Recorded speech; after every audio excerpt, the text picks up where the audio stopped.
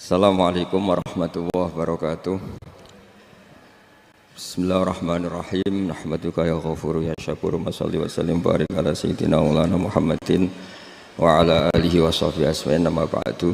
Jadi kalau Harun Rasyid pas ngaji sebagai santri, tapi kalau Imam Malik ngurus KTP ya sebagai rakyat.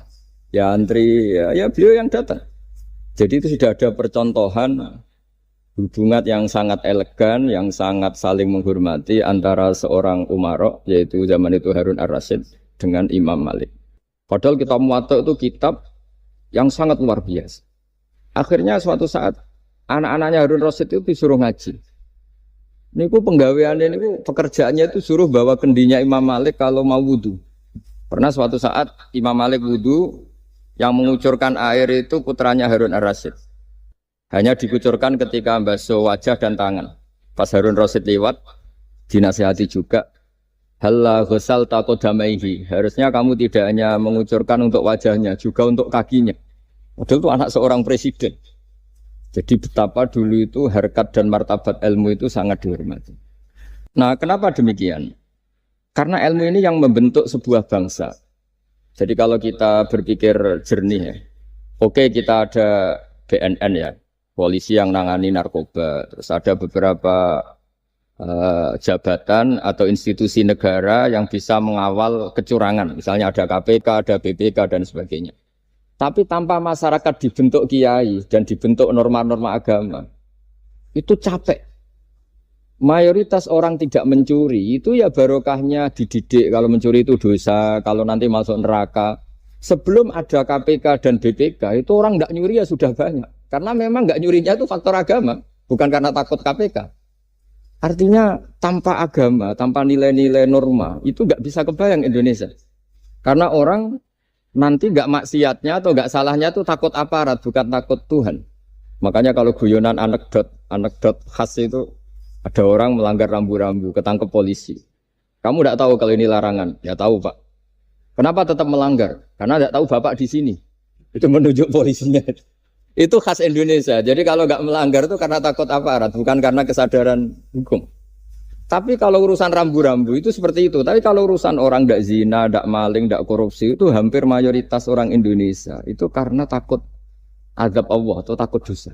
Sehingga di desa terbelakang yang nggak terjangkau polisi atau di daerah-daerah yang sangat terpencil, itu perilaku leluhur, yaitu tidak nyuri, tidak zina, tidak apa, itu ya tetap jalan. Karena mereka memang dididik oleh agama.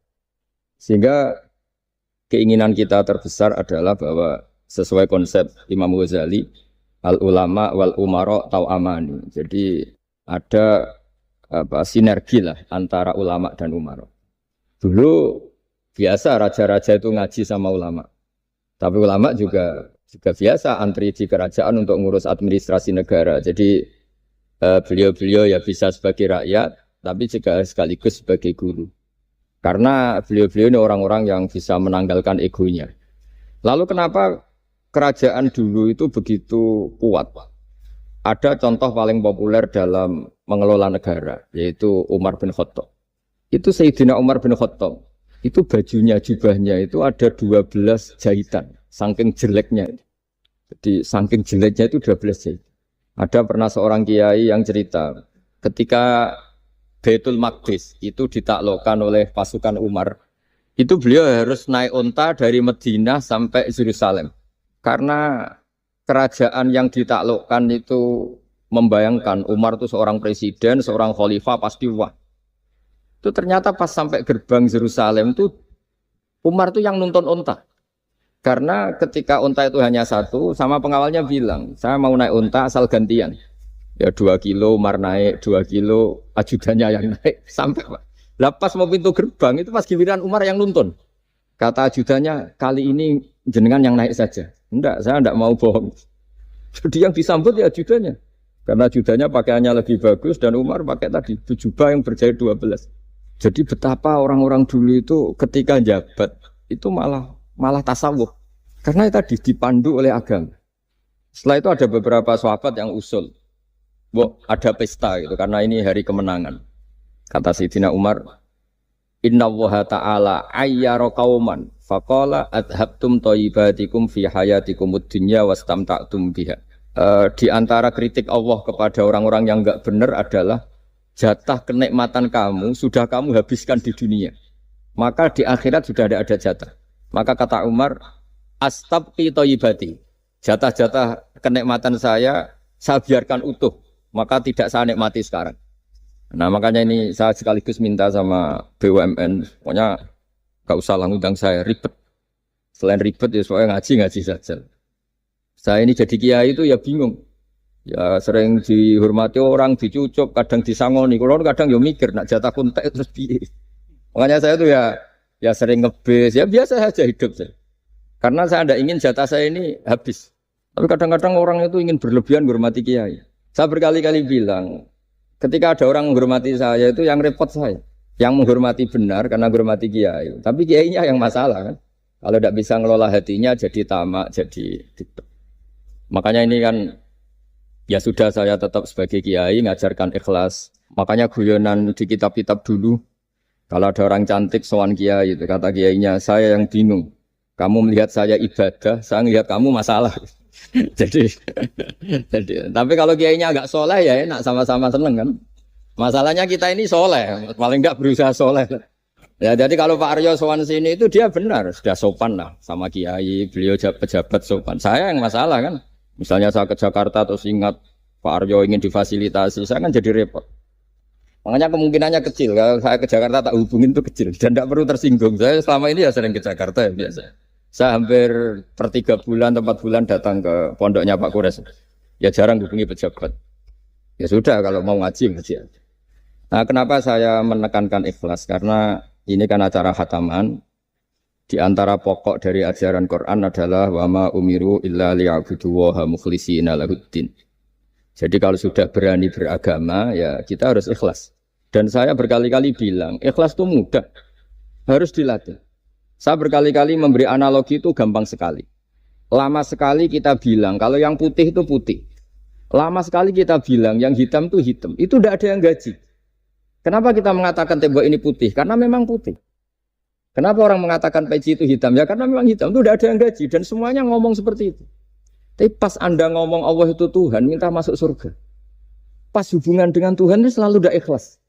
Padahal kita biasa ngomong hakikat ini ikhlas. Kita ngomong tembok ini putih ikhlas. Ngomong peci hitam itu. Pas ngomong kalau Allah itu Tuhan, minta surga. Padahal bedanya apa? Hanya sama-sama ngomong, mengatakan sesuatu yang nyata. Sehingga saya berkali-kali bilang, dan ini akan saya kampanyakan sampai saya mati. Di antara gejolokan Allah sama orang soleh. Jadi orang soleh itu nanti juga digojlok sama Allah. Kenapa kamu nyembah saya? Karena saya ingin masuk surga ya Allah. Yang satu ditanya, kenapa kamu nyembah saya? Karena saya takut neraka ya Allah. Berarti kalau saya tidak bikin surga, tidak ada yang bikin neraka, kamu tidak nyembah saya. Ya udah gitu, Gusti tempat nyembah jenengan. Tapi kadung keliwat alasannya itu. Makanya saya itu tidak pernah bilang ke anak saya gini, kamu harus syukur karena bapak dapat pekerjaan. Tidak pernah saya. Kamu harus syukur bapak punya uang. Tidak pernah. Nanti syukurnya nunggu bapak punya uang. Kalau nggak punya uang nggak bapak ribet. Maka ini yang bupati, yang pejabat tidak usah syukuran. Syukuran bapak naik pangkat, bapak direktur BUMN. Nanti kalau tidak sudah pensiun sudah syukurnya hilang. Nah, karena ini kan ngaji sama kiai ya, saya ajarkan khas kiai. Saya sampai sekarang ya tidak nikmati kebesaran nama saya atau apa. Karena tadi memang harus dilatih. Kalau kita bisa mengatakan putih itu ikhlas. Tanpa tekanan, tanpa imbalan. Kenapa pas mengatakan Allah Tuhan harus minta surga? Padahal Allah itu tetap Tuhan. Meskipun tidak menciptakan surga dan... Nah dari pemahaman seperti ini. Para mufassir itu tahu kualitas kalimat fattaquni ya ulil albab. Takutlah kepada saya. Jadi kualitas kata fattakun naro sama fattakuni itu bagi orang-orang hakikat lebih takut kalimat fattakuni. Kata orang-orang tasawuf neraka itu nanti, itu pun kita tidak mesti masuk. Tapi kalau Allah sekarang pun sudah ada. Jadi kalau cara berpikir orang tasawuf gini, ini karena Pak Bima mesti gak pernah belajar tasawuf, karena belajarnya nyari uang. Gitu. Makanya ini tak ajari cari tasawuf. Tadi sudah tak gojlok, harus ngapalkan Quran. Katanya. Kalau cara berpikir tasawuf itu gini. Surga dan neraka itu muajalah, itu nanti. Kamu nyembah Allah ingin masuk surga. Takut menghindari maksiat atau takut sehingga tidak maksiat karena takut neraka. Dan surga itu simbol ridhonya. Neraka simbol bencinya, suktunya Allah. Terus kata orang-orang tasawuf cara berpikir, Allah itu sudah ada sekarang. Mulai dulu sampai sekarang Allah sudah ada. Kalau Allah sudah ada, berarti Allah sekarang ya bisa berstatus ridho ke kamu, atau berstatus benci ke kamu. Kenapa takutnya nanti? Wong Allahnya sekarang kok takutnya? Ya sekarang juga. Kamu harus amal tuh nakdan. Nakdan tuh cash. Allahnya ada sekarang, ya ibadahnya harus ada sekarang. Makanya kata orang-orang tasawuf, andaikan Allah tidak bikin surga atau neraka, ya saya tetap nyembah karena surga itu simbol ridhonya. Bahwa surga itu nyata ada, ya nyata ada. Dengan segala fasilitasnya itu nyata ada. Tapi bahwa surga itu tetap kamu masuk surga karena cari ridhonya Allah. Kalau Allahnya sudah ada, berarti ridhonya sekarang sudah ada. Harus kamu cari sekarang, jangan nanti. Sehingga kadang-kadang orang yang ingin masuk surga itu ya kelasnya kelas amatir. Masyhur itu. Ada seorang wali masuk surga ketemu Allah ditanya. Karena wali ini biasa mensyafaati murid-muridnya. Ya Allah, kenapa murid-murid saya tidak kelihatan sowan jenengan? Murid-murid kamu ingin masuk surga karena ingin makan enak, punya bidadari cantik-cantik itu di sana. Tapi mereka lupa saya. Jadi akhirnya di surga tapi nggak ketemu Tuhan. Karena inginnya ya sudah trauma punya istri jelek, cerewet. Banyak loh orang yang masuk surga itu yang agak kacau. Enak sudah surga. Nanti di sana nggak usah sholat, nggak usah puasa. Jadi sholat yang sekarang udah gak problem. Jadi banyak itu orang-orang Islam yang Islamnya mungkin imannya amatiran. Wah enak masuk surga, nggak ada subuh lagi, nggak ada puasa lagi. Bebas. Oh, itu kan kurang ajar betul. Jadi ibadah itu dianggap problem. Bandingkan di cerita dunia wali itu ada wali bertanya gini, ya Allah apa di surga itu ada sholat? Ditanya sama Allah, kenapa kamu tanya gitu? Kalau tidak ada sholat mendingan saya tidak di surga. Dia tidak bisa membayangkan ada kenikmatan di atas sholat.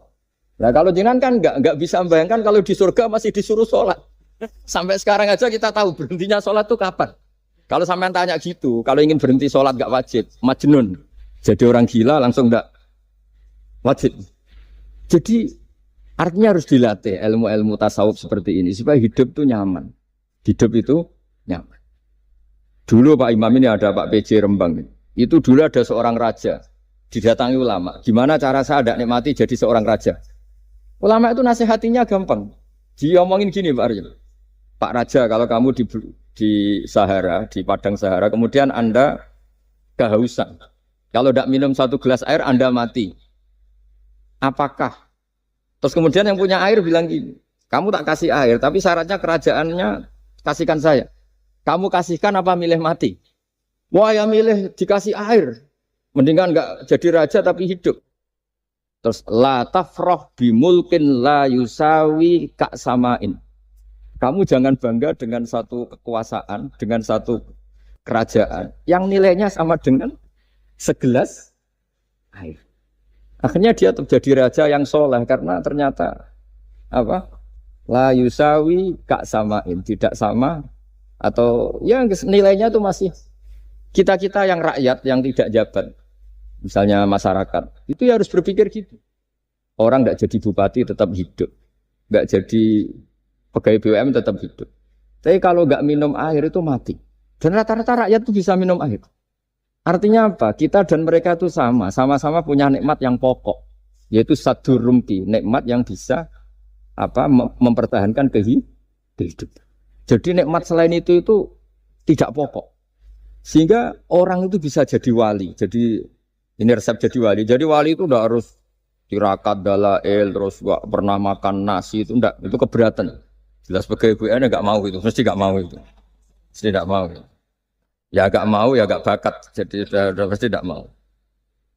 Karena ini saya tahu banyak tentang beliau. Pak Aryo itu bin Slamet dulu abahnya itu ditobatkan Gusmi, dimengertikan agama oleh Gusmi. Karena beliau ingin tetap mencintai kiai, terus korbannya saya karena Gusmi meninggal. Terus mahabbahnya diarahkan ke saya. Tapi saya berdoa supaya diarahkan ke banyak kiai lah, supaya saya tidak jadi objek sasaran. Nanti juga repot ini. Saya itu sering disewani orang dari Kalimantan, Sulawesi, saya ingin idolakan jenengan, saya ingin dekat dengan jangan. Ya sudah lah, pakai kiai lokal di sana aja. Jadi sampai tidak ganggu saya, terus kiai lokal di sana juga tidak mahjub oleh saya. Kata. Saya teruskan. Jadi dulu para raja itu dilatih oleh ulama, termasuk dilatih begitu. Kamu punya kamar 1000, kalau tidur per 5 menit ganti kamar. Karena eman sudah dibikin kok nggak dipakai. Nggak juga, punya kamar 1000 yang dipakai hanya satu. Ngapain punya 1000 yang dipakai hanya punya baju satu lemari, yang dipakai hanya satu.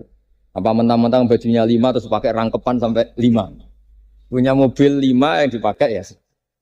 Jadi orang dulu itu dilatih sebegitu. Sehingga dulu itu tidak ada raja kecuali punya penasehat. Zaman belum Islam ada resi, kalau setelah Islam ada ulama. Sehingga mereka bisa menertawakan kerajaan. Maksudnya dianggap biasa. Ada seorang raja ditanya ulama, khas seorang raja itu apa? Merintah tidak bisa diperintah. Terus si ulama ini tiap pagi itu datang ke atas gunung, cari tempat paling tinggi terus mutolaah kitab. Setelah mutolaah kitab ya wasik ya. Kayak saya kalau belajar ya asik. Ngalang-ngalain jagungan sama pegawai BUMN kalau saya sudah belajar. Terus dia bilang, enaknya apa jadi raja? Saya di sini nggak ada yang memerintahkan saya. Berarti saya dengan raja sama. Dan kelebihan saya juga tidak ada yang ganggu. Kalau raja masih banyak yang ganggu. Artinya bisa mengolah. Kalau sekarang enggak. Banyak kiai yang melihat pejabat itu kayak gimana. Wong kok mulyane ngono. Buka pintu aja enggak pernah. Mulyane kayak gitu. Yang jenis ini dia rugi. Sudah iri. Enggak punya kenikmatan sendiri. Ulama dulu itu bisa mengelola kenikmatannya sendiri. Dengan cara seperti itu. Makanya masyhur Sayyidina Ali itu kalau malam. Itu diantara sebab beliau tambah dekat sama Allah. Itu diantara wiridannya itu bukan kayak wiridan kita itu enggak. Wiridannya begini. Ya Allah, kafani izzan an takuna li robban wa kafani fakhran an akuna laka abdan.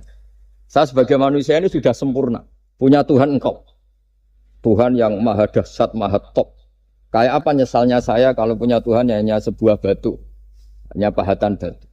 Atau Tuhan yang mati, atau Tuhan yang kelaparan. Wa kafani fakhran an akuna laka abdan. Dan saya ini bangga karena jadi hambamu. Jadi orang dulu itu nyembah Allah itu tidak harus dengan kalimat subhanallah akbar. Tapi punya kesimpulan yang menjadikan mereka ini nyaman dengan Allah. Abu Yazid Al-Bustami itu diangkat jadi wali setinggi-tingginya itu diantaranya. Kalau wiridan bilang gini, ya Allah kenapa engkau ngasih makan saya, ini aneh. Kenapa engkau ngasih minum saya itu aneh. Di mana-mana orang memberi itu ada kepentingannya. Misalnya majikan, bayari karyawan karena ada kepentingannya. Malah kalau di fikih itu agak absurd. Fikih itu hubungan suami istri itu agak kacau kalau dalam fikih. Lelaki itu tidak wajib nafkahi istrinya kalau tidak ngasih. Jadi kayak agak-agak transaksi. Dan istrinya punya hak nggak mau diajak kalau nggak dikasih nafkah. Jadi makanya dulu Mbah Mun tuh kalau ngajar saya fikih itu ngajari wong perhitungan. Jadi maksudnya wong ambek bojo kok perhitungan. Tapi di mana-mana hubungannya orang tuh begitu. Wong kenal kiai, nak orang meloro kiai diatur ngene iki ora marem. Singkat cerita Bu Yazid itu, ya Allah engkau zat yang luar biasa. Engkau tidak butuh saya tapi ngasih saya. Ini fenomena aneh. Di mana-mana orang ngasih itu ada kepentingannya, apalagi pilkada. Wah, itu tambah banyak kepentingan. Artinya dia bisa mensifati Allah dengan cara yang enggak kebayang orang lain. Allah itu tidak butuh kita. Tanpa kita sudah jadi Tuhan, tapi ngasih kita. Apa ya Allah alasan engkau mengasihi saya? Engkau tidak butuh saya. Di mana-mana orang ngasih itu kan karena butuh. Misalnya kamu ngasih anak, apapun alasan ikhlas Anda ini karena nyaman. Anak ini menjadi hiburan. Tetap seneng ya. Ada unsur kamu itu dapat timbal balik, setidaknya seneng. Atau ngasih rival politik kamu, setidaknya ya karena safety lah kata tadi Pak Ari. Bergak berontak teman-teman. Pokoknya ada kepentingan. Tapi Allah ini zat yang nggak punya kepentingan, kemudian tetap ngasih. Dari situ terus dia punya cara mencintai Allah. Jadi wali-wali dulu itu punya cara untuk mencintai Allah. Dengan cara seperti itu. Makanya ada wali yang nangani orang-orang macam-macam. Kayak Gusme itu masyhur, beliau nangani orang fasik, orang macam-macam. Dulu itu ya ada seorang wali itu jadi wali karena beli narkoba. Tapi bukan untuk diminum, untuk dimusnahkan. Tapi kalau sekarang nggak mungkin karena narkoba harganya sudah miliaran, triliunan. Kalau dulu mungkin. Jadi ceritanya itu kampung dulu kan terpisah-pisah oleh gunung, oleh apa. Singkat cerita si wali ini setiap ada bandar narkoba, dulu pakai Homer.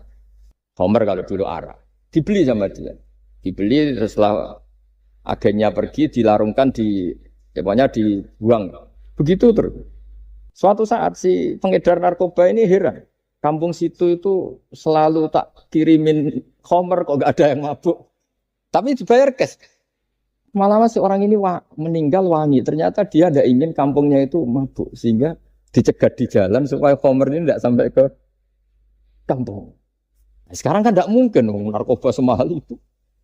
Tapi apapun itu kembali ke ulama dan umaro. Alhamdulillah di Indonesia itu ulama ya mati-matian supaya generasinya tidak terlibat narkoba dengan cara ditakutkan neraka. Umaro juga melakukan itu dengan cara ditakutkan penjara. Ini yang kita sama-sama ulama wal umaro apa? Tahu aman. Kita kerjasama dengan kapasitas masing-masing. Jadi penting sekali ngaji seperti ini supaya kita tahu bahwa khazanah-khazanah kita tentang dekat sama Allah itu macam-macam. Ini khusus ijazah ini sama Pak Bima Pak Arya itu. Dulu Kiai Hamid Pasuruan terkenal wali. Dan di antara wiridan dzikrul wal filin ada beberapa kata yang dari Kiai Hamid. Jadi dzikrul wal filin itu kalimatnya utamanya dari Gusmi, Mbah Ahmad Siddiq, tapi ada beberapa kalimat yang dari Kiai Hamid Pasuruan. Saya tahu banyak lah karena bapak saya juga temannya Gusmi dan mbah saya kandung sepupu sama Mbah Hamid. Itu kalau ada orang sepuh-sepuh Pak Bima kayak jenengan Pak Aryo disuruh ngapalkan Quran. Ya mereka protes. Masa saya hafal, Pak? Sudah lah pokoknya ngapalkan. Ada yang 2 juz mati, 1 juz mati. Karena ya sudah sepuh. Suatu saat ada ulama yang tanya, kenapa Pak Hamid? Biar kamu dalam perjalanan di dunia tercatat ini bercita-cita hafal Quran. Sehingga kalau mati berstatus man salaka thoriqan yaltamisu fihi ilman sahalallahu lahu thoriqan ilal jannah. Orang yang mati berorientasi ingin ngaji. Tapi kalau kamu tidak punya orientasi ngaji kan di otak kita andaikan direkam Allah. Loh, coba hati kita andaikan direkam Allah. Ingin kaya, ingin punya gunung, ingin punya Alphard, ingin punya ini itu. Coba kalau itu nanti disetel di akhirat. Tapi kalau kamu ingin ngapalkan Quran kan setidaknya pas disetel udah keren. Ingin hafal Quran meskipun tidak hafal-hafal gitu. Ingin hafal itu tapi meskipun nanti kalau malaikatnya drengki ditambahi meskipun. Tapi insya Allah mereka ada yang dengki. Tapi andaikan kita nanti tidak punya cita-cita ngaji, itu rekaman kita hanya itu. Ingin mapan, ingin kaya, ingin menguasai dunia. Betapa malunya kita kalau rekaman itu kita dengar di depan Allah. Padahal nanti niat ini yang dihitung. Famangkarat hijratuhu ilallah wa rasulih, fa hijratuhu ilallahi wa rasulih. Orang yang orientasinya hijrah. Hijrah itu meninggalkan yang buruk menuju yang lebih baik. Hanya untuk Allah dan Rasul, maka ya dihitung ke sana. Jadi misalnya Pak Bima, Pak Aryo ngapalkan Quran, hafal-hafalnya. Tapi berarti perjalanannya ini mencari ridhonya Allah, itu ditulis. Tapi kalau kita orientasinya ingin mapan, ingin sejahtera, ya ditulis. Ini ingin punya rumah 2, ingin punya rumah di berbagai provinsi. Ini coba kalau itu nanti direkam. Terus ditanya Allah, inginnya kamu apa sih di dunia? Dan itu bisa menjadi status kita. Ngeri kan? Kita ketemu Allah dengan status tidak pencari Allah dan Rasul, tapi pencari kemapa? Itu cara Mbah Hamid untuk mendidik supaya orang itu orientasinya kepada Allah dan Rasul. Disuruh ngapalkan. Ini Pak Aryo cerita, bapaknya hanya disuruh ngapalkan apa? Rabbana dalam urusan. Itu semalam nggak hafal. Dan alhamdulillah nggak hafalnya ditiru anaknya. Susahnya kemarin pas ngaji sama saya di kamar saya, saya punya kantor di depan rumah saya. Ya nggak hafal. Benar-benar konsisten. Jadi dulu bapaknya itu ketemu Gus Mek di hotel, dia diajarin semalam enggak. Akhirnya hafal. Iya, tapi nunggu sekian tahun mungkin. Jadi yang penting, jadi ulama dulu itu pinter cara menuntun umat menuju Allah dan Rasul. Diajarin. Akhirnya ada dzikrul ghafilin. Penting orang itu menuju Allah dan Rasul. Setidaknya kalau direkam itu nanti saya ingin ya Allah dapat ridhomu. Kalau malam ilahi anta matlubi, wa ilahi anta matsudi wa ridhoka matlubi. Meskipun semalam hanya dilafatkan sekali, tidaknya Allah mencatat, ya Allah engkau yang kami cari, ridhomu yang kami cari. Kalimat itu kalau terulang-ulang itu menjadi mental dan lama-lama jadi status. Daripada sebelum tidur, kapan ya sugih. Jare Pak Bima kapan gak jadi anak buah. Kok nanti yang menteri ya mikir, semoga gak kena reshuffle. Gitu terus pikirannya. Nah ini kan kalau ngaji saya menyinggung, yang salah tidak saya, sing ngongkor ngaji sopo. Saya makanya saya santai saja. Sampean kecewa malah bagus karena tidak ngel-ngelo saya lagi. Saya dalam hal ini itu anut mazhabnya Imam Syafi'i. Imam Syafi'i itu saya punya kitab namanya Diwanus Syafi'i. Itu kalau orang tidak senang tuh paling bagus menurut saya. Pak Imam Syafi'i separuh kampung tidak senang jenengan. Ya bagus lah. Kalau nggak senang nggak akan utang duit, nggak pinjam mobil. Wong nggak senang itu kan nggak mungkin pinjam uang. Saya pernah ketemu seorang bupati cerita ini. Nggak perlu saya sebut. Bupati aktif. Setelah saya cerita ini, terus Gus saya ingin ketemu jenengan empat mata. Setelah ketemu saya lucu. Saya akan cerita. Di antara wasiat bapak saya itu unik banget. Ngelola wong gedeng enak, sing ribet itu ngelola wong seneng. Jadi ngelola orang benci itu mudah. Yang ribet itu ngelola orang seneng. Itu mahal sekali. Itu dulu saya tidak paham. Bareng kenal wong seneng ngel-ngel no. Nah sing ra seneng kan sudah selesai. Akhirnya Imam Syafi'i dan separuh kampung ini tidak seneng jenengan. Ya bagus. Mereka tidak akan utang saya, minta tolong saya. Artinya orang dulu itu jadi yang seneng dikelola untuk teman kebaikan, yang nggak seneng dianggap menjadi harga itu murah. Singkat cerita terus bupati ini datang ke saya cerita. Yang jelas gak bupati Rembang, gak ada usaha. Cerita di bawah beduk. Cerita. Iya Gus. Rival politik saya ketika saya kalahkan itu selesai. Tapi mitra politik nanti saya kirung berper. Jadi orang dulu itu segampang itu ngelola kehidupan. Artinya yang seneng ya penting kita butuh mitra. Yang gedeng ya nggak apa-apa lah. Barokahnya gedeng itu nggak ganggu Anda kan. Asal sing gedeng aja dukun santet ribet itu kalau nanti. Ketika Imam Syafi'i diceritain orang yang tadi nyium tangan jenengan, yang sama jenengan diluk hormat, di luar itu memaki-maki jenengan. Kata Imam Syafi'i, baguslah. Berarti saya wibawa, di depan saya tidak berani. Jadi beliau seenteng itu melihat dunia. Jadi orang dulu itu, makanya mereka gampang jadi wali karena radhiyallahu anhum wa radu. Jadi orang yang melihat Allah itu sudah ridho ya sudah. Nabi Musa itu kekasih Allah, kalimullah. Itu orang Israel. Itu yang gedeng yang ngel-ngel no. Yang seneng yang ngel-ngel no. Malah paling ribet kalau ngadepi orang Israel. Singkat cerita Nabi Musa itu bilang gini, ya Allah, kasih saya ijazah. Yang dengan ijazah itu orang terbungkam semua tidak bisa ngeritik saya. Tidak bisa mencibir saya, tidak bisa ngata-ngatain saya. Jawabnya Allah itu lucu. Ya Musa, hadza syai'un lam asna'hu li nafsi, fa kaifa asna'hu bika? Aku pangeran sing salah paham akeh, pemenah aku itu mau nabi. Aku iku pangeran sing salah paham mbek aku akeh. Jadi saya ini Tuhan. Yang cara pandang tentang saya keliru itu saja banyak, apalagi kamu. Mestinya saya yang terbebas dari disalahpaham. Padahal Nabi Musa aku itu pangeran, ya darani anak di pucu, ono sing darani aku fakir, ono sing darani aku kikir, macam-macam. Orang Yahudi itu kalau rezekinya baru sempit itu bilang ini Tuhan kikir sekali.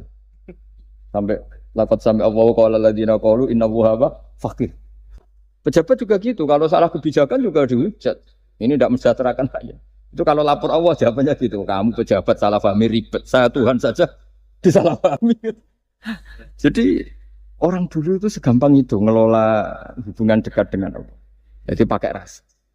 Jika Kiai Hamid Pasuruan itu ngijazai orang-orang sepuh. Ada yang dikasih wiridan, disuruh ngafalkan, nggak hafal. Tadi nanti misalnya mati kok belum hafal, statusnya ini penghafal wiridan kan bagus. Daripada ngapalkan saya ingin punya rumah kayak yang di Singapura, berarti Anda menghafalkan bentuknya, pernak-perniknya. Bila perlu Anda menghafalkan nomor arsiteknya siapa. Masa Anda hafal tentang cari ridhonya Allah, hafal bangunan milik orang lain dan bayangkan punya. Kalau Anda mati pas seperti itu, berarti tujuan kamu ya untuk seperti itu. Itu famangka ada hijratu ila dunya yusibuha awimroatin yang kihuha fa hijratu ila ma hajara ilaih. Jadi nanti kita mati itu distatuskan sesuai komitmen kita ingin apa. Itu status kita. Berarti kalau kita ingin punya rumah mewah kayak yang di Singapura, kayak yang di Amerika, kayak di Eropa, itu terekam di otak kita. Terus kita ngapalkan arsiteknya namanya siapa, itu di rumah mana. Terus kita angen-angen ada arsitek yang kita bawa ke sana supaya niru. Untuk kita loh, untuk pribadi, nggak tahu saya kalau nanti untuk negara, nanti dibantah BUMN, untuk negara gimana, mungkin masih mendingan kalau untuk negara.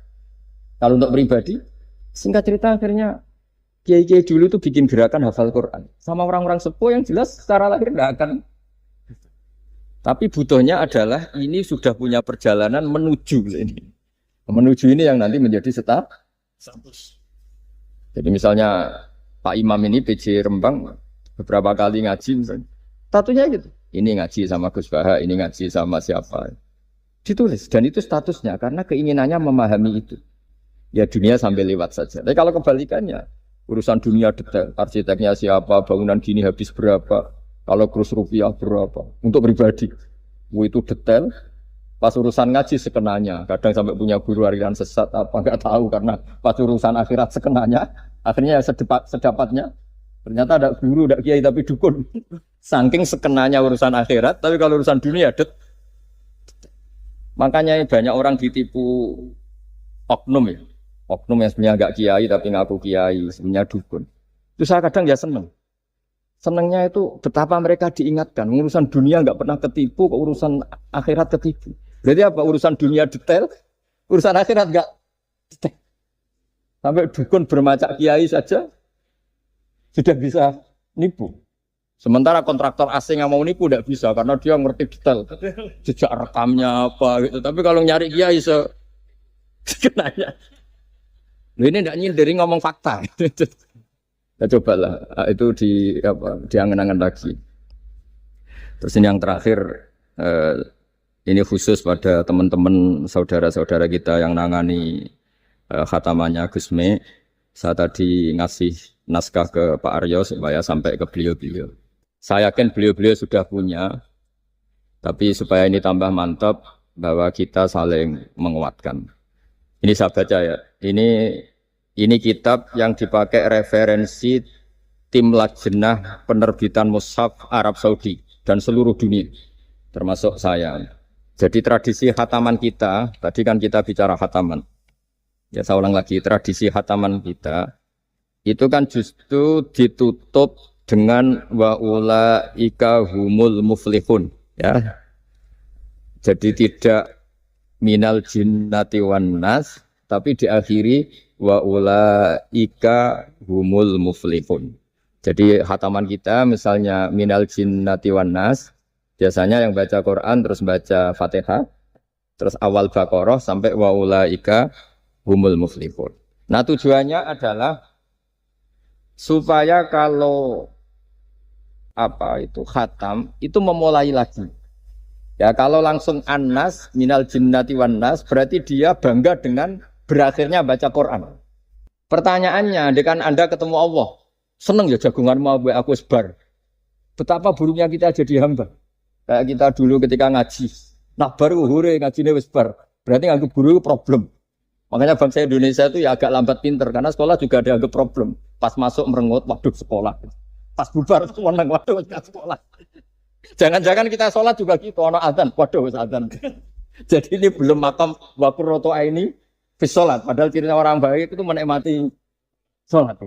Ciri utama suka ilmu ya menikmati pelajaran. Enggak, ini pelajaran bareng guru. Waduh, udah gitu matematika lagi. Waduh. Nah, kita baca Quran harusnya asik. Karena di situ munajat sama Allah. Ketika selesai harusnya nyesal. Waduh, baru asik sama Allah kok sudah selesai. Dan Allah punya alasan untuk menyalahkan kita. Karena kita misalnya baru seneng-senengnya pacaran misalnya.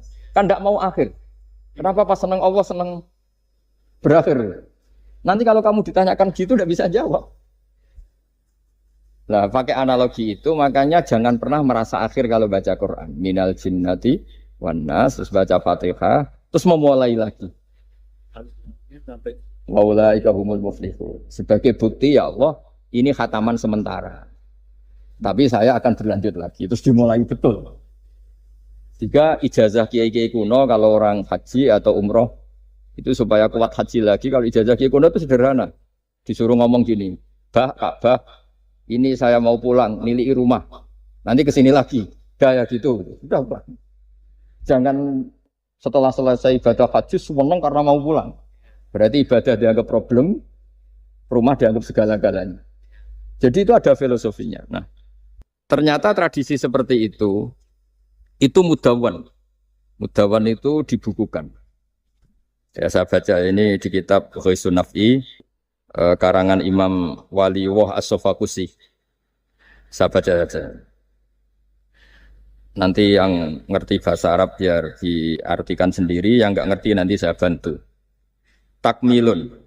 Nah, ini khusus para hafid tadi yang ikut khataman, mohon didengarkan. Takmilun. Fi masaila tata'allaku bil khotmi. Al-ula sabatan nasu anil maki min riwayatil bazi wa kumpul wa ghairihima annaman qara'a wa khatama ila akhirin nas qara'a al-fatihata ilal muflihun min awalil baqarah wa sa'al amalu bihadza fi sa'iri biladil muslimin. Jadi mulai dulu kalau orang khataman itu ya An-Nas, Fatihah, terus wa ulaika humul muflihun. Dan cara seperti itu wasa al amalu bihadza fi sa'iri biladil muslimin. Semua negara dunia ya sama seperti itu. Hanya tradisi yang dilakukan bapak saya sampai semua guru-guru kita, guru Quran, termasuk yang di Jantiko dulu, sama sih dulu namanya Jantiko, lama-lama mantap ya. Itu sudah benar itu. Jadi mungkin teman-teman sudah melakukan tapi nggak tahu filosofinya. Ini saya bantu. Filosofinya adalah supaya kita tidak merasa mengakhiri baca Quran, tapi sekaligus memulai. Kalau aku niat ngakhiri tenan itu seakan-akan kan baca Quran itu problem. Terus ketika berakhir kita senang. Sholat juga gitu Pak Imam. Yang menjadikan umatnya Rasulullah Shallallahu Alaihi Wasallam dijamin surga itu diantaranya cara sholat begini Pak Aryo. Saya hafal hadisnya itu. Absyiru ya ma'saral muslimin. Ini kata Rasulullah. Hari ini Jibril muncul dan memberi satu pengumuman yang sangat menggembirakan. Apa itu? Umatku berstatus, ya ini kata malaikat Jibril. Umatku berstatus mereka itu fa'alu faridotan wantadoru ukhra. Melakukan satu fardu selesai atau addu faridotan wantadoru ukhra. Jadi misalnya tadi saya sholat subuh. Status saya ditulis oleh malaikat Jibril. Bak tadi sholat subuh. Dan ketika saya ditanya, Hak kok urip sampai jam 10, jam 11. Ngenteni habis sholat duhur. Ketika sholat duhur selesai, orientasi saya ngenteni sholat. Gitu terus. Sehingga statusnya umatnya Nabi adalah addu faridotan wantadzoru ukhra. Komitmennya adalah melakukan satu fardu dan menunggu yang lain. Berarti kita dihimpit di dua kebaikan. Kebaikan sudah kita lakukan dan kebaikan yang lain kita cita. Kita sekarang ngasih anak yatim. Di hati kita juga ingin mengasih lagi. Ngasih orang miskin juga gitu. Begitu juga kebaikan-kebaikan yang lain. Sehingga kita dihimpit di dua apa? Kebaikan. Kebaikan yang kita lakukan dan kebaikan yang kita angankan ya, atau kita cita-cita. Ya sudah begitu. Sehingga dengan cara seperti itu orang Islam itu nyaman. Bayangkan kalau kita berstatus punya rumah dan punya rumah lagi. Ingin punya mobil lagi. Berarti satu sih minat dunia wa ilat dunia. Minat dunia ilat dunia. Itu kalau pas mati, pas khayalnya begitu. Allah posisinya di mana? Ya ini sudah siap ya, setor ya, Ataman. Siap. Ya, siap. Siap Pak Gaya. Ya, siap. Sampai berapa juz rencana? 30. Sampai 30 juz apa juz 30? Juz 30 dulu. Juz 30. Jadi sampai segitunya guru-guru kita memandu, makanya terus dilatih dzikrul ghafilin, dilatih apa supaya kalau kita biasa pergi kembali misalnya, rombongan kembali, mungkin kita istighfar. Buat sekali-kali rombongan datangin khataman Quran, datangin acara-acara sehingga ada perbandingan. Nah, setidaknya saat kita salah itu tidak status, tapi zallah bawaan manusia. Tapi status kita adalah faman kana hijratuhu ila Allahi wa rasulih fa hijratuhu ila Allahi wa rasulih. Nah, kemudian kenapa itu menjadi perilaku masif di seluruh dunia? Kalau khataman justru ditutup oleh awal Baqarah. Kan agak aneh khataman kok ditutup dengan permukaan atau permulaan. Ya. Itu terus beliau ini di beberapa kitab diterangkan anna rajulan qala ya Rasulullah ayul a'mali afdalu. Amal terbaik itu apa ya Rasulullah? Qal alaika bil halil murtahil. Terus wa ma halul murtahil? Qal sahibul Qur'ani kullama khalla irtahala. Amal terbaik itu adalah amal setelah selesai ingin melakukan lagi. Apa itu? Orang yang menghafalkan Quran atau membaca Quran atau khataman Quran setelah selesai langsung dimulai lagi. Nah, ini di sini diartikan kullama faragha min khutmatin syara'a fi ukhra. Jadi satu khataman selesai kemudian lanjut lagi. Ya kan kalau kita misalnya orang kaya, ke Singapura wisata. Kan langsung mungkin sudah punya brosur lagi, mungkin mau ke New Zealand atau apa. Kenapa pas urusan khataman ndak itu? Jadi manusia itu yang benar gitu. Jadi ya kira-kira gitu. Jadi ini teman-teman yang sedang khataman bahwa perilaku Anda sudah benar. Memang mulai dulu zaman Rasulullah SAW sampai sekarang memang justru khataman itu ditutup dengan wa ulaika humul muflihun sebagai bentuk komitmen kita bahwa kita ingin memulai, bukan berakhir di situ. Saya kira demikian. Assalamualaikum warahmatullahi wabarakatuh.